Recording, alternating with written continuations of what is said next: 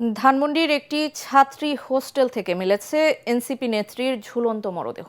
ধানমন্ডি শাখার যুগ্ম সমন্বয়ক জান্নাত আরা রুমির মরদেহ জিগাতলা কাঁচাবাজার এলাকায় জান্নাত ছাত্রী হোস্টেল থেকে উদ্ধার করে হাজারীবাগ থানা পুলিশ।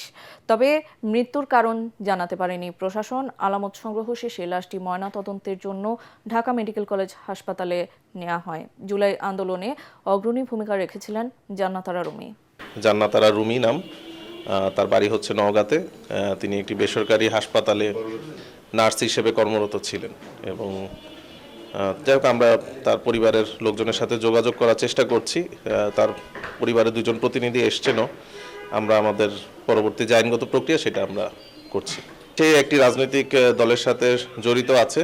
তাদের ধানমন্ডি থানার যে কমিটি আছে সেই কমিটিতে তিনি আছেন।